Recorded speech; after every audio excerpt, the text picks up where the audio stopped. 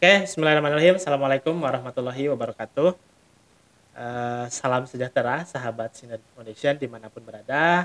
Alhamdulillah ketemu lagi dalam pembahasan serial wakaf di Nusantara bersama saya, Welly. Nah, untuk episode sebelumnya, kita sudah membahas terkait wakaf di era kerajaan Islam. Nah, di mana bahwa ternyata pada masa lalu wakaf di Nusantara itu berkembang mulai di wilayah Banten, khususnya dengan adanya wakaf masjid beserta kompleksnya gitu ya. Nah, insya Allah pada pembahasan kali ini, serial lanjutan episode ketiga ini kita akan ngebahas terkait wakaf muslim di Jazirah Arab. Jadi teman-teman tahu sendiri bahwa dahulu wakaf di Nusantara itu tak hanya sebatas di masjid, tapi juga sampai kepada kapal gitu ya.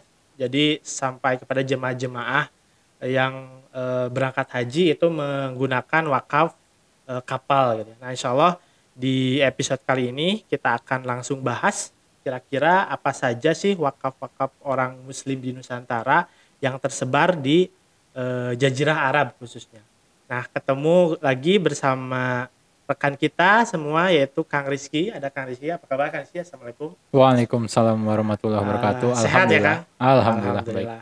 Nah, sekarang Kang, kita ngebahas terkait wakaf orang muslim di Jazirah Arab nih. Seperti apa kira-kira untuk mengefektifkan waktu, mungkin saya langsung serahkan ke Kang Rizky seperti apa mungkin perkembangan wakaf orang muslim di Jazirah Arab, khususnya orang muslim di Nusantara. Mangga Kang Rizky. Ya, terima kasih Kang Welly. Assalamualaikum warahmatullahi wabarakatuh. Waalaikumsalam warahmatullahi wabarakatuh. Jadi pada episode lalu ya kita sudah berbincang tentang wakaf di era kesultanan ya, di Nusantara, dan Banten itu cuma salah satu Kang gitu ya. Sebetulnya banyak sekali gitu ya. Kalau kita melihat misalkan di Banjarmasin ya, Sultan Suryansah itu di masjidnya itu ada kaligrafi Ya, dituliskan wakaf itu di abad ke-18 ya, tahun 1700-an. di Banjarmasin berarti. Ya, terus di Aceh sudah jelas ya, di Aceh itu banyak gitu ya, Muslim Aceh, dan salah satu negara pertama, kesultanan pertama di Nusantara itu kan di Aceh.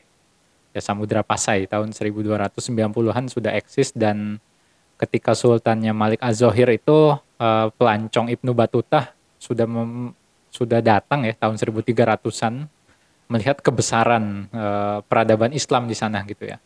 Artinya Aceh, terus Palembang, Banten tadi ya salah satunya, lalu Demak, dan sampai ke daerah Ternate, Tidore, sampai ke Fak-Fak, Papua itu ada wakaf-wakaf di sana, itu masjid gitu. Jadi wakaf itu sudah ada gitu ya, seperti masjid nanti berkembang kan. Orang meninggal komunitas muslim di mana akhirnya muncul pemakaman gitu ya.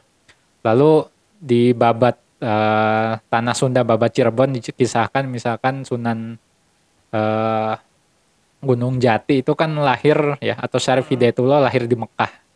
Ibunya kan orang Sunda, anaknya Prabu Siliwangi dalam historiografi tradisional gitu. Artinya sudah berangkat haji tuh gitu ya. Rukun Islam sudah ada. Nah, nanti itu haji itu kan akhirnya karena dia rukun Islam, orang jadi selain sholat tadi ya bikin masjid wakaf gitu ya. Terus nanti ada kemarin kita singgung sekilas wakaf kapal gitu kan. Nah, nanti berkembang jamaah haji itu semakin banyak gitu. Nah, di sini saya bawa beberapa buku gitu ya. Pertama Indonesia dan Haji, ini tulisan beberapa peneliti tentang sejarah haji gitu ya.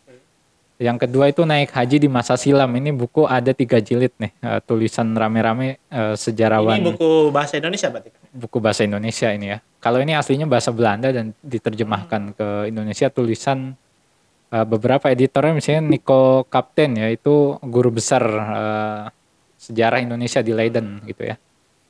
Nah, haji ini menarik karena dia sudah ada ya. Jadi Sunan Gunung Jati itu kan lahir di Mekah, dikabarkan gitu ya. Bukan lahir ya. Jadi ibunya itu kan naik haji terus ke Mesir gitu kan. Kira-kira seperti itu. Artinya tahun 1400-an itu sudah ada jamaah haji di Indonesia gitu ya. Dan disebut haji, bergelar haji gitu ya. Dari zaman dulu gitu ya, seperti itu. Nanti orang berkembang. Nah, eh, pertanyaannya begini nanti itu ya, nyambungnya itu. Kalau jamaah haji Indonesia itu tinggal di mana di Mekah itu gitu kan? Iya, betul betul. Nah, Kalau sekarang itu kan ada pertanyaan. hotel ya, Sekarang ada hotel banyak gitu kan. hotel di mana. Kalau dulu kan di mana, apakah di tenda atau Iya. seperti apa? Nah, itu kan pertanyaannya seperti itu Iya, gitu iya, ya. iya. Yang kedua ini menariknya kan dulu itu di Nusantara itu kesultanan itu banyak gitu ya. Kesultanan itu nggak cuma satu tadi, ada Aceh, Iya. Kesultanan Banten, ada Mataram Iya, nanti.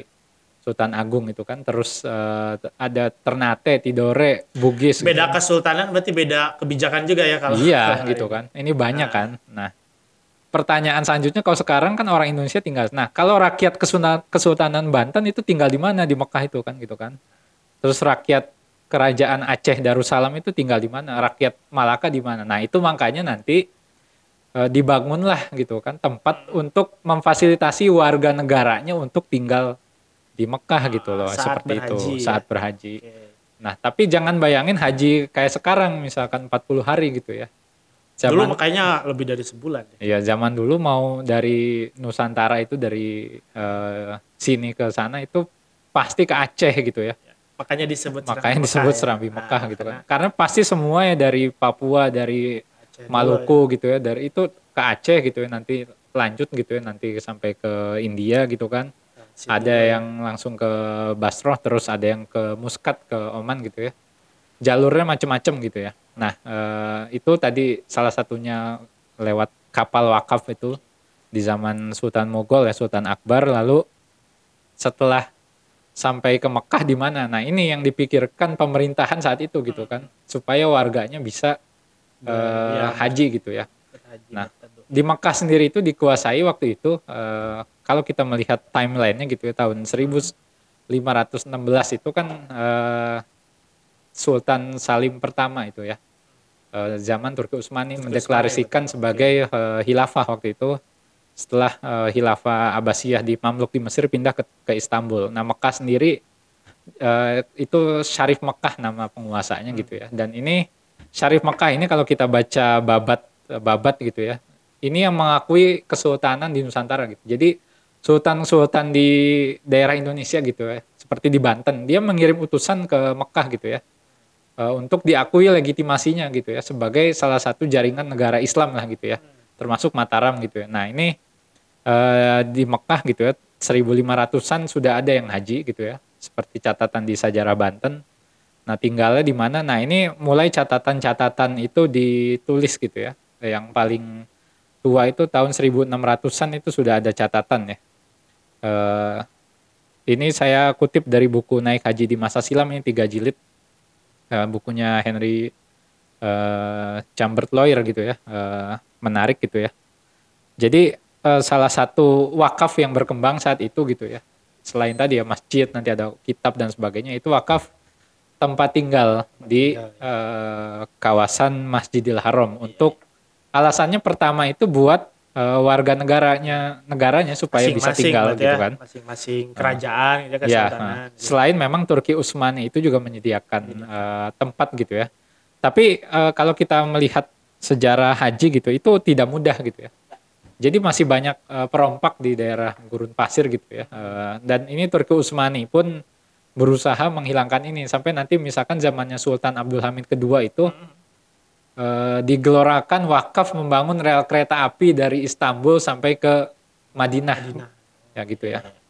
Dan itu yang menarik, kupon wakaf itu disebar ke seluruh dunia, Kang. Salah satunya Muslim Nusantara itu ditawarin wakaf itu. Jadi fundraisingnya itu internasional gitu ya. Iya. Jadi Sultan itu menyerukan wakaf gitu ya untuk ini haji. Nah, ini siapa yang nggak mau gitu kan? Untuk haji gitu. Berarti serial itu tuh dari wakaf juga ya? Iya, itu dari Karena wakaf. saya sempat nonton di serial yang Turki, saya lupa namanya.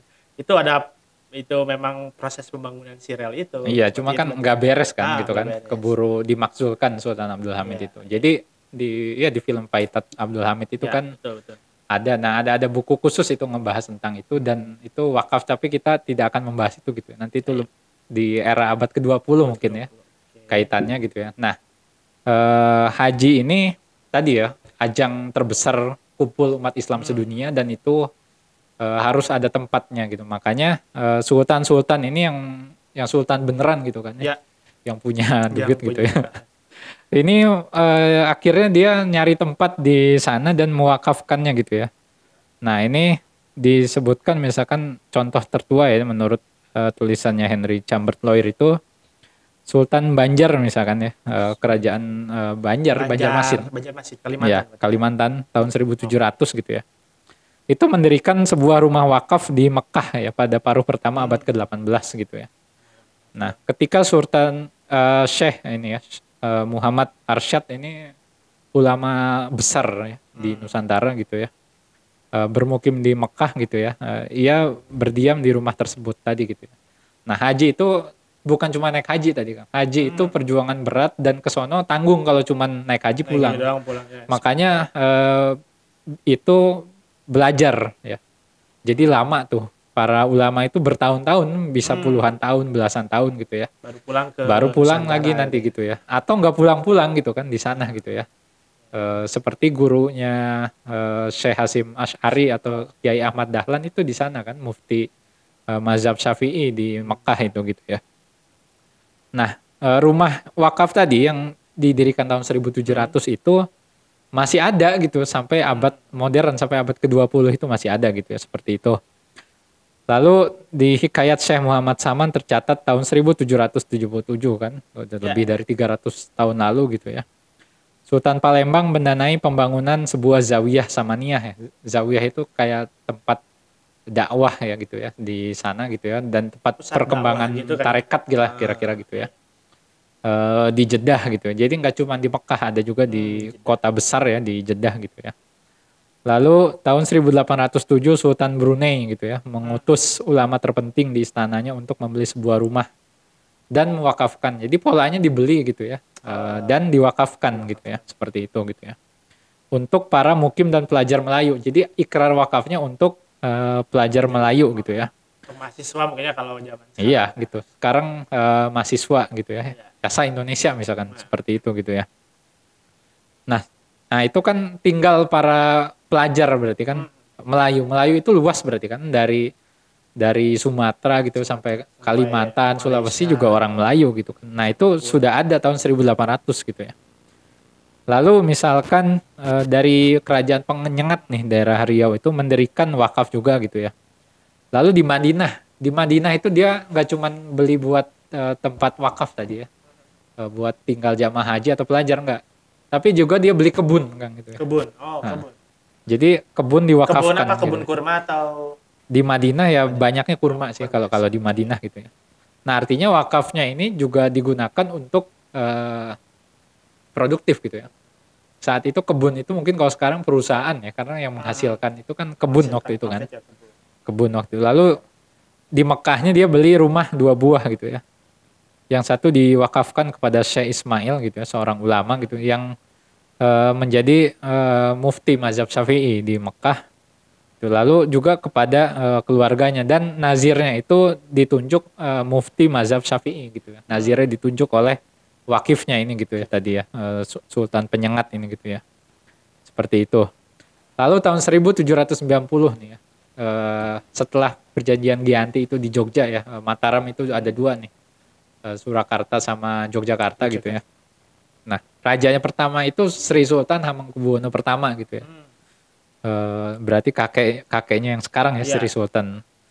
Dia mengirim satu utusan ya ke Mekah gitu ya untuk memperbaiki rumah wakaf gitu ya, yang digunakan sebagai tempat jamaah haji tinggal. Jadi Sri Sultan Hamengkubuwono pertama itu udah mikirin wakaf warganya di sana gitu ya. Itu sangat menarik gitu.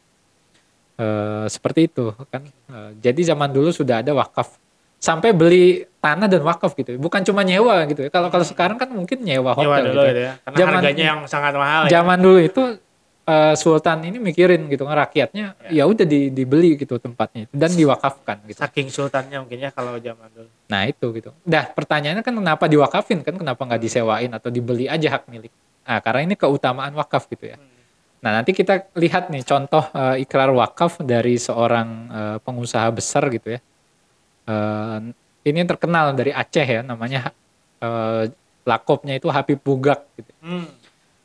Ini sempat heboh kan di Indonesia ya, karena jamaah haji Aceh itu dapat uang Dapat tuh uang gitu ya. dari pemerintah Saudi gitu kan.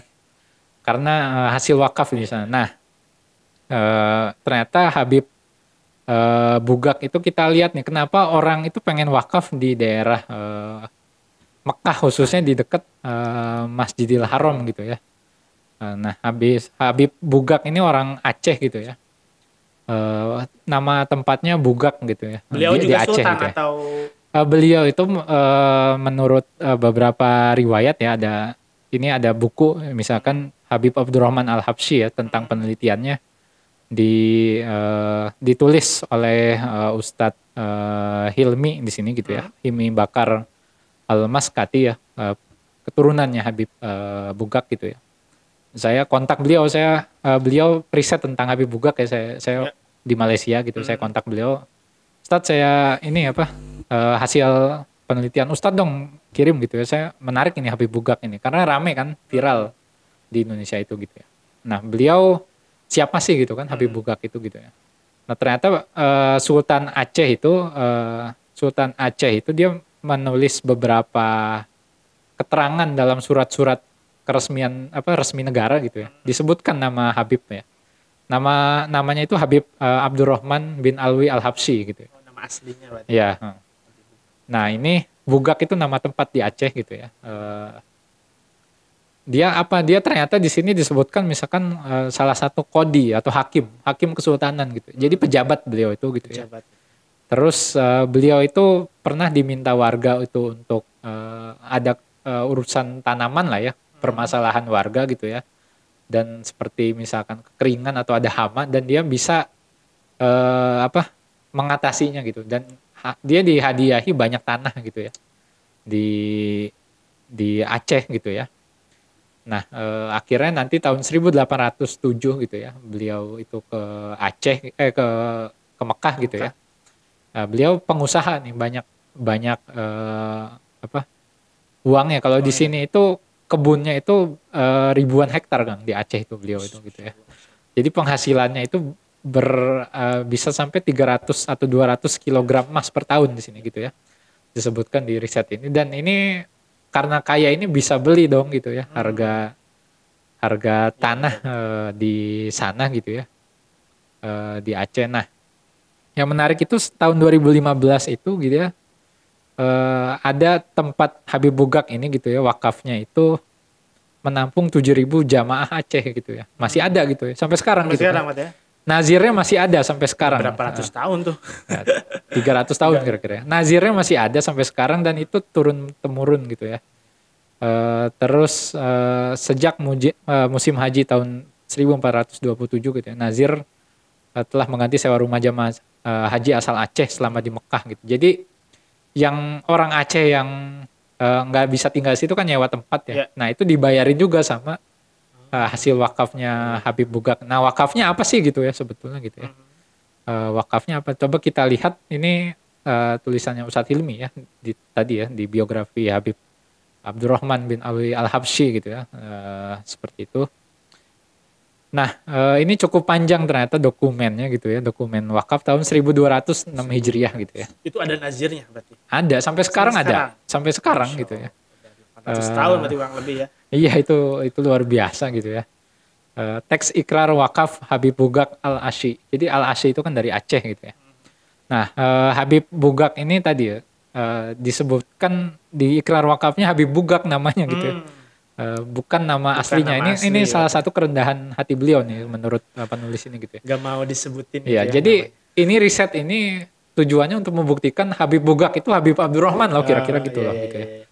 Jadi seperti itu gitu ya. Habib Bugak ya disebut. Nah jadi ini terjemahannya kira-kira gini ya.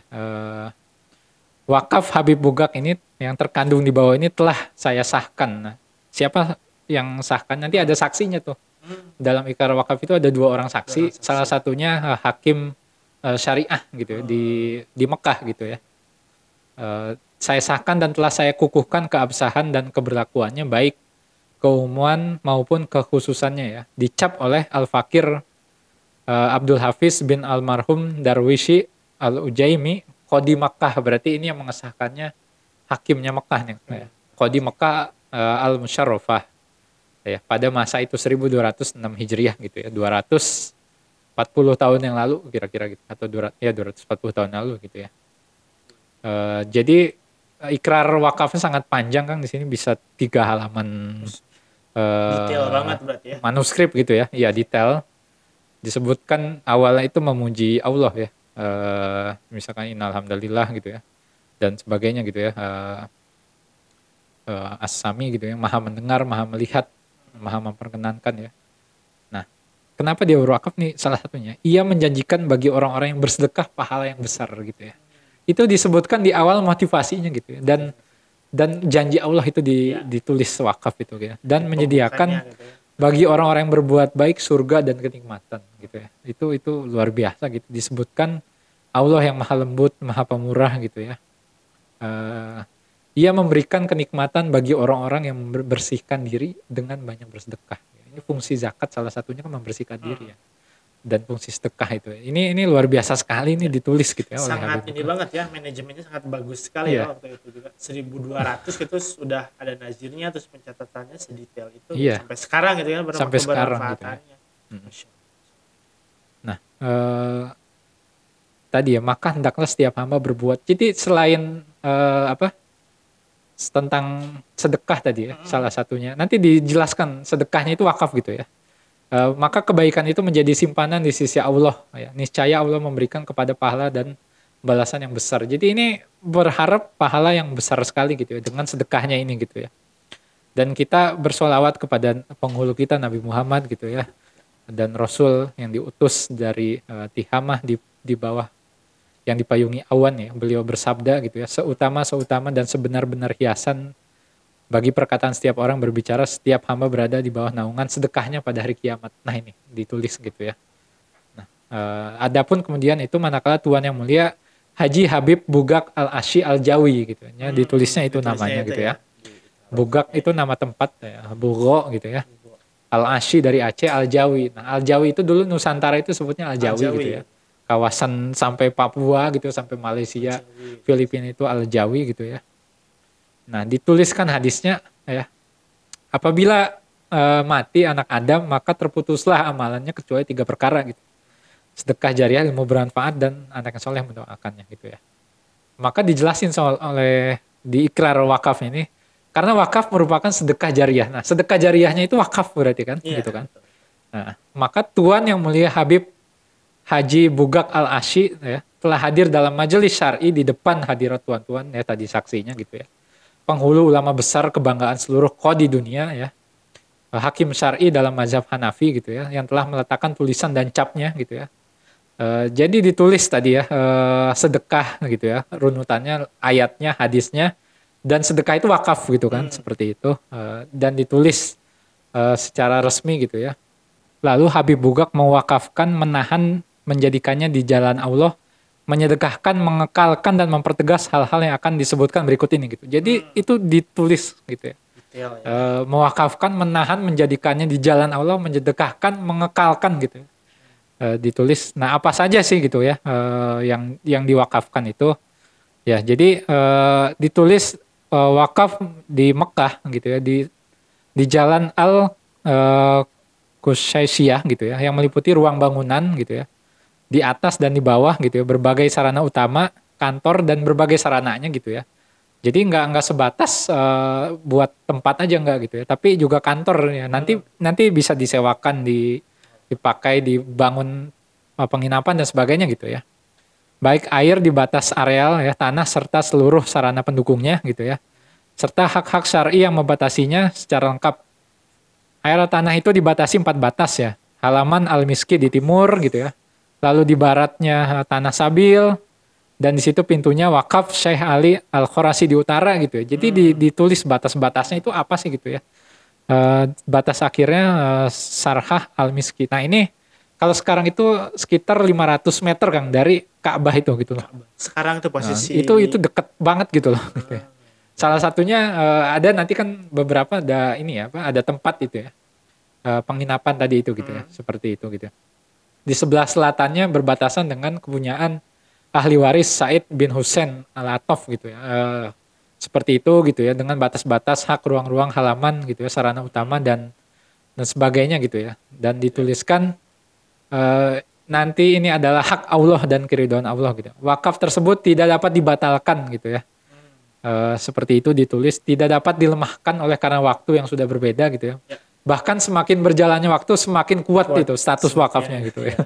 Itu ditulis di ikrar wakaf. Bukti sampai sekarang gitu ya. Sampai sekarang masih gitu ya. eksis dan masih bermanfaat. Jadi setiap kali datang masa baru maka semakin mengekalkannya gitu ya. Dan bertambah lama bertambah kuat kokoh gitu. Jadi dia yakin Allah itu akan membesarkan wakaf ini gitu ya. Ini luar biasa gitu ya. Pewakaf ini telah mengadakan wakaf ini untuk kelompok orang-orang Aceh gitu. Jadi wakafnya buat siapa gitu sih? Gitu. Dituliskan ternyata wakafnya itu untuk orang-orang Aceh yang datang dari bumi negeri Aceh. Dari Jawi untuk melaksanakan haji dan tinggal di Mekah Al-Musyarrafah. Ya pertama gitu ya. Jadi wakafnya buat siapa? Buat orang Aceh yang mau berangkat haji gitu. Apakah terbukti? Terbukti sampai sekarang kan? Tapi kalau sekarang itu yang nginep di sana itu apakah orang Aceh saja gitu? Orang Aceh, orang Aceh. Nah, nanti katanya gitu ya. Jika orang-orang Aceh yang tinggal di Mekah sudah tidak ada lagi gitu ya. Jadi tadinya buat orang Aceh yang nanti akan mukim di sana gitu kan. Tapi kalau udah nggak ada yang mukim ya, maka diwakafkan untuk para penuntut ilmu dari Jawi yang tinggal yang tadi ya, yang di Nusantara gitu kan. Indonesia gitu ya. Ya. Kalau nggak ada orang Aceh maka diwakafkan untuk para penuntut ilmu dari Jawi yang tinggal di Mekah Al-Musyarrafah gitu. Kalau mereka juga sudah tidak ada lagi, maka tidak ada seorang lagi penuntut ilmu gitu ya di sana gitu ya. Maka diwakafkan kepada penuntut ilmu dari penduduk Mekah gitu ya. Jadi orang Mekah gitu ya, menuntut ilmu yang bermadzhab Syafi'i gitu ya. Mauquf alaihnya itu yang ketiga. Itu ya, betul, itu mauquf alaihnya gitu, yang boleh tinggal di situ, boleh ngantor di situ, boleh mendapatkan hasil wakafnya gitu ya. Jika semua mereka sudah tidak ada lagi gitu ya, dan tidak seorang pun, maka diwakafkan berbagai kepentingan Masjidil Haram gitu. Ini artinya Masjidil Haram insya Allah sampai hari kiamat masih ada gitu ya. Jadi untuk kepentingan Masjidil Haram terserah kepentingannya apa gitu ya. Nah, pewakaf gitu ya, semoga Allah memberikan berbagai kebaikan kepadanya, mensyaratkan dalam wakafnya ini syarat-syarat gitu. Nah, maka siapa nazirnya ditentukan gitu ya. Pengelolaan wakaf ini dan hak kuasa atasnya diberikan kepada yang mulia Syekh Muhammad Sholih bin almarhum Syekh Abdul Salam Al-Asy Al-Jawi. Nah, ini nazirnya gitu ya. Nazirnya beliau. Ya, itu nazirnya gitu ya. Nazir ini diawasi oleh para mufti Syafi'iyah di Makkah Al-Musyarrafah. Jadi nazirnya diawasi oleh Dewan Pengawas Syariah gitu. Yaitu mufti Mekah gitu yang seperti itu. Tadi ya. Ya, itu. Nah, pada saat yang mulia Syekh Muhammad Sholih hendak merantau gitu ya. Nah, atau berwasiat sebelum mati yang memang tidak dapat dihindari, maka hendaklah ia mencari pengelola wakaf. Jadi kalau Syekh Sholih tadi nazirnya itu kira-kira mau berwasiat ya, atau dia ngerantau, dia harus menuliskan siapa pengelola wakaf gitu ya. Selanjutnya gitu. Yang ia pilih dan inginkan. Dan hendaklah ia mewasiatkan wakaf ini kepada orang itu dan memberi tugas pengelolaan kepadanya gitu ya. Jadi sama juga nanti diturunin lagi ke siapa lagi, Ya. ke siapa lagi sampai sekarang. itu ikrar wakafnya kayak gitu kan, seperti itu. Ya. Apabila nazir ini telah kembali ke rahmatullah gitu ya, dan meninggalkan anak-anak, maka hendaklah pengelolaan wakaf diberikan kepada yang lebih bijak dari anak dan cucunya. Jadi dari antara anak-anaknya siapa nih yang paling bijak gitu ya. Seperti itu gitu ya. Dan demikian seterusnya gitu ya. Dan jika wakaf kemudian menjadi untuk para penuntut ilmu dari Jawi gitu ya, maka pengelolanya adalah orang yang paling alim dan guru mereka. Nah, kalau wakafnya nanti suatu saat gitu ya, itu untuk para penuntut ilmu dari Nusantara ya, dari Indonesia gitu ya, maka nazirnya itu orang yang paling alim dan gurunya mereka gitu loh, disebutkan di situ ya. Dan jika ya menjadi untuk penuntut ilmu dari penuntut Mekah nanti tadi ya, kalau nazir mauquf alaihnya ternyata itu penduduk Mekah gitu ya, maka pengelolaan wakaf dipegang oleh orang yang paling alim dari ulama Syafi'iyah dan guru bagi mereka gitu. Dan jika wakaf kemudian suatu saat ya untuk menjadi berbagai kepentingan Masjidil Haram, maka pengelolaannya begitu pula dipegang oleh paling alim dari ulama ya di Masjidil Haram ya. Apabila terjadi kehancuran yang merusak wakaf ini, maka pengelola menyewakannya dan segera membangun. Jadi boleh tuh disewa, itu ditulis gitu ya. Kalau rusak gitu ya. Kalau butuh renovasi lah gitu ya, karena usia misalkan gitu ya. dan segera membangun bagian yang hancur. Jadi boleh tuh direnovasi gitu ya. Apa yang memang dapat dipertahankan wujud fisiknya gitu. Kalau yang nggak bisa ya boleh dibangun gitu kan, seperti itu.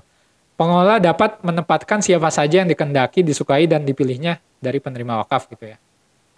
Nah, jadi itu ditulis tadi ya, siapa nazirnya, siapa mauquf alaihnya gitu ya. Dan terakhir ditegaskan, pewakaf gitu ya, telah mengeluarkan wakafnya ini dari kepemilikannya, menyerahkannya kepada Allah gitu ya, dituliskan gitu ya. Otomatis punya Allah. Dan menjadikannya sedekah sebagai sedekah di jalan Allah, dan haram baginya untuk selamanya ya, serta diberlakukan hukum yang telah diterangkan di atas tadi gitu ya terhadap wakaf ini gitu ya. Dan ia telah menarik kuasanya terhadap miliknya itu gitu ya, dan menyerahkannya kepada nazir gitu yang mulia Syekh Muhammad Sholih untuk menjalankan tugas sebagai pewakaf yang telah digariskannya oleh pewakaf gitu ya. Nah, seperti itu gitu ya. Sebetulnya masih panjang gitu, tapi kita cukup ini ya ngebahas Habib Itu Bukak juga gitu sebagian sudah detail gitu, apalagi kalau semuanya gitu. Masya Allah. Nah, ini sebetulnya nanti mungkin perlu tambahan sesi lagi bisa jadi ya, karena selain Habib Bukak ini ada misalkan ulama besar dari Palembang gitu ya. Terus Sultan Bima, sultan di hampir semua sultan di negara ini gitu ya. Beda-beda ikrar gitu, dan pasti ada yang lebih detail lagi mungkin. Ada. Kalau ini kan 3 lembar ya, mungkin nanti siapa tahu ada yang ada yang boleh dijadiin tempat jualan kopi, itu ada juga gitu ya.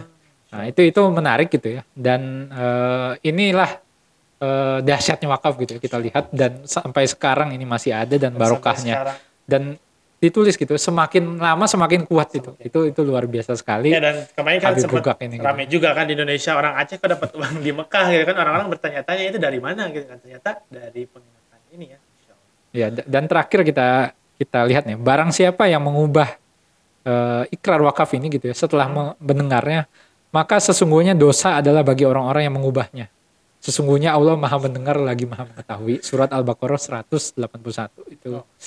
Itu luar biasa gitu ya. Jadi orang nggak mau ngotak-ngatik nih kalau Ditulis di bulan Rabiul Akhir tahun 1224 Hijriah, dan sholawat Allah ya atas Nabi besar kita Muhammad Sallallahu Alaihi Wasallam. Nah, itu mungkin sekilas saja ya untuk pertemuan hari ini. Luar biasa sekali wakaf para sultan kita, pengusaha kita gitu ya, orang-orang kita. Karena apa sih? Karena ingin meraih pahala terbesar jariah, yaitu wakaf ya. Seperti itu. Terima kasih untuk episode hari ini. Assalamualaikum warahmatullahi wabarakatuh. Oke, waalaikumsalam warahmatullahi wabarakatuh. Luar biasa sahabat Sinari Foundation tadi ngedengar luar biasanya wakaf orang-orang Nusantara di Jazirah Arab, khususnya di Tanah Haram gitu ya, di Mekah dan Madinah gitu ya. Alhamdulillah ternyata banyak sekali gitu ya, berlomba-lomba bahkan orang Nusantara tuh untuk berwakaf di tempat terbaik gitu, karena memang dijamin oleh Allah kita bahwa Mekah dan Madinah itu adalah tanah suci gitu ya. Mungkin sedikit saya simpulkan gitu ya, ternyata alasan orang-orang di Nusantara khususnya sultan-sultan gitu ya, orang-orang yang kaya pada zaman itu alasan kenapa ingin berwakaf di tempat terbaik itu ya, ingin pahala yang terbaik gitu ya. Plus mungkin terkait ikrar wakaf juga sangat detail gitu ya, pentingnya sebuah legal gitu ya, legal standing gitu ya, itu harus detail sedetail-detailnya sehingga kebermanfaatan wakaf akan terus dirasakan gitu ya dari generasi ke generasi. Mungkin itu saja untuk sesi hari ini gitu ya, sesi episode ini. Nanti kita ketemu lagi di 4 episode lagi gitu, masih banyak gitu ya. Ada yang membahas di era kolonial, lalu kemudian terkait modernisasi wakaf di era ini khususnya di abad 20. Nanti kita akan simak gitu ya di episode-episode selanjutnya. Mungkin cukup sekian untuk episode kali ini. Sampai ketemu lagi di episode selanjutnya. Saya Gali pamit undur diri. Assalamualaikum warahmatullahi wabarakatuh.